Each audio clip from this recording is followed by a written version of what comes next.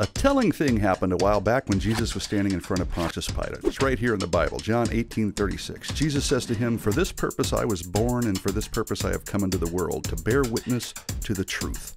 Everyone who is of the truth listens to my voice." Now, Pilate says this. Wait for it. He says, "What is truth?" Shabam! There it is, the big kahuna, the spicy enchilada, the fizzy lifting drink, the question of the ages. And it's not much different today, which is why you hear claims like, "It's true for you, but not for me," or "There is no truth," or "Truth is relative, bro," or the ever so popular "Speak your truth." Now, these things all sound nice and sweetie sweet, but what in the world do they mean? Well, let's take "It's true for you, but not for me." Now, in all honesty, doesn't the person who says this to you want you to believe what he's saying? He's assuming that his relativistic claim is universally true, right? Everything is relative, I guess, except his relativism. Now, if something can only be true for me, which it can't, then it doesn't apply to you or anyone else, so what's the point in saying it? But if it is true for everyone, then the claim is wrong, because it's only claiming to be true for me and not for you. Get it? Okay, maybe it's not clear right this second, but things that contradict themselves, like this claim, cannot be true. What about the claim there is no truth? Oh, yet another statement that demolishes itself by its own standard.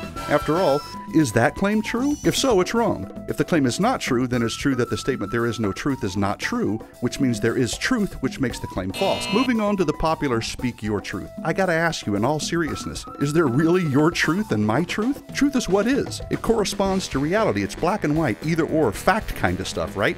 Tiny Tammy tossed the toy pterodactyl tenderly into the Thames that Tuesday, or she didn't. It's pretty simple, really. Truth is truth, and it doesn't change with the pronoun. Now, you might disagree and throw your hands up in objection, that is, until, of course, you are on the receiving end of a lie, somebody else's truth that contradicts reality. Let's say you deposited $100 into the bank yesterday, but the banker's truth is that you didn't. Your sweet hundo, gone. Oh no. Let's say you got every answer on every test right, but the teacher's truth is that you flunked the whole grade. Now you have to repeat it. Your summer, gone. See, I think you get it. And I think you'd be fighting pretty hard for the truth, the thing that corresponds to reality in those specific scenarios, because lies, other people's truths that aren't true, have huge consequences. Relativism is not only flawed, it's unlivable and unsustainable. And let's be honest, nobody wants a relative answer when they ask a real question, especially if it's directions to a gas station when you have to go to the bathroom. But wait a second, what if I say, my favorite candy is M&M's, and you say your favorite candy is Snickers?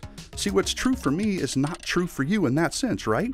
Well, actually, wrong. See, I'm saying it's true that my favorite candy is M&M's, and you are saying it's true that your favorite candy is Snickers. We're simply stating the truth about our preferences. Now, you gotta watch out for preferences, beliefs, and opinions trying to sneak their way into truth's exclusive club.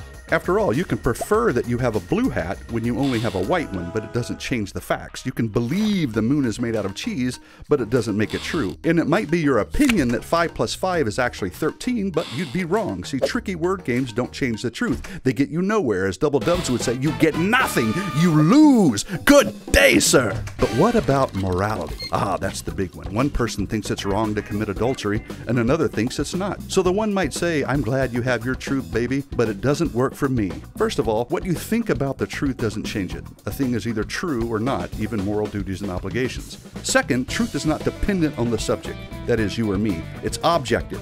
So whether it works for us or not doesn't change what's actually true. Third, since these two claims are in direct opposition to one another, only one can be true. This is the irrefutable, unstoppable, unbreakable, incontrovertible law of non-contradiction, smashing through the nonsensical, irrational, and weak wall of hocus-pocus relativism. And, curiously, here we are today right where Pilate was, having to deal with the one who calls himself the way, the truth, and the life, claiming that no one gets to the Father, that is God, except through him.